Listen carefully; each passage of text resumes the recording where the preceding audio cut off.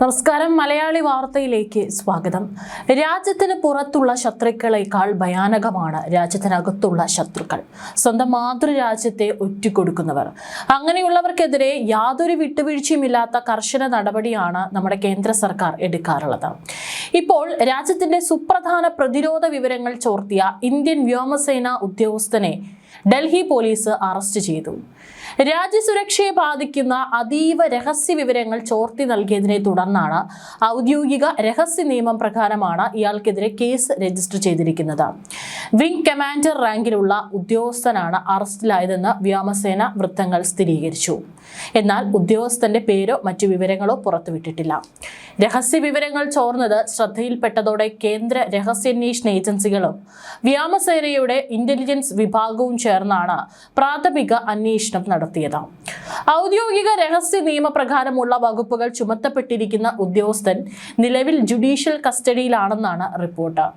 വ്യാജ social media profile വഴിയാണ് Pakistan intelligence ഉദ്യോഗസ്ഥർ ഒരുക്കിയ ഹണി ട്രാപ്പിൽ ഈ ഉദ്യോഗസ്ഥൻ കുടുങ്ങിയത്.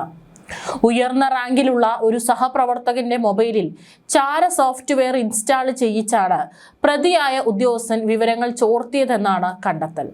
ഉപകരണത്തിൽ നിന്നുള്ള വിവരങ്ങൾ മോഷ്ടിക്കാനും ലൊക്കേഷൻ നിരീക്ഷിക്കാനും ആശയവിനിമയങ്ങൾ ചോർത്താനും സാധിക്കുന്ന ടാർഗറ്റഡ് സ്പൈവെയർ അല്ലെങ്കിൽ റിമോട്ട് ആക്സസ് മാൽവെയർ വിഭാഗത്തിൽപ്പെടുന്ന സോഫ്റ്റ്വെയർ ആണ് ഇതെന്നാണ് സംശയിക്കുന്നത്. പാകിസ്ഥാനിൽ നിന്നുള്ള ഹാൻഡിലർമാരുടെ നിർദ്ദേശപ്രകാരമാണ് ഈ സ്ത്രീ പ്രവർത്തിച്ചിരുന്നതെന്നും പോലീസ് കണ്ടെത്തി. ഉദ്യോഗസ്ഥന്റെ ഡിജിറ്റൽ ഉപകരണങ്ങളും മൊബൈൽ ഫോണുകളും പോലീസ് കസ്റ്റഡിയിലെടുത്തിട്ടുണ്ട്. വിദേശ ഏജൻസികളിലേക്ക് എന്തൊക്കെ വിവരങ്ങളാണ് കൈമാറിയതെന്നും ഇതിന് പിന്നിൽ വൻ ശൃംഖല പ്രവർത്തിച്ചിട്ടുണ്ടോ എന്നും അറിയാൻ വിശദമായ ചോദ്യം ചെയ്യൽ തുടരുകയാണ്.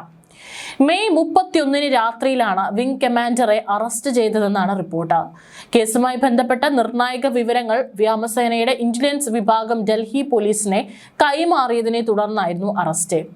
ഉദ്യോഗസ്ഥൻ വ്യക്തിജീവിതത്തിൽ വളരെ ബുദ്ധിമുട്ടിയിരുന്ന സാഹചര്യത്തിലാണ് സോഷ്യൽ മീഡിയയിലൂടെ പാക് ഇന്റലിജൻസ് ഉദ്യോഗസ്ഥർ ഒരുക്കിയ കെണിയിൽ അകപ്പെട്ടത്.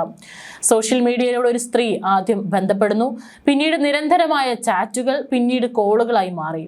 വിശ്വാസം നേടിയ ശേഷം ഫോട്ടോകൾ, വീഡിയോകൾ, സൈനിക യൂണിറ്റുകളുടെ നീക്കങ്ങൾ തുടങ്ങിയ നിർണായക വിവരങ്ങൾ പങ്കിടുകയായിരുന്നു.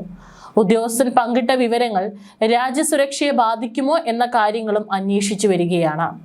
അറസ്റ്റിന് പിന്നാലെ ആദ്യം പോലീസ് കസ്റ്റഡിയിലെടുത്ത ഉദ്യോഗസ്ഥനെ പിന്നീട് തിഹാർ ജയിലിലേക്ക് ജുഡീഷ്യൽ കസ്റ്റഡിയിൽ അയക്കുകയായിരുന്നു.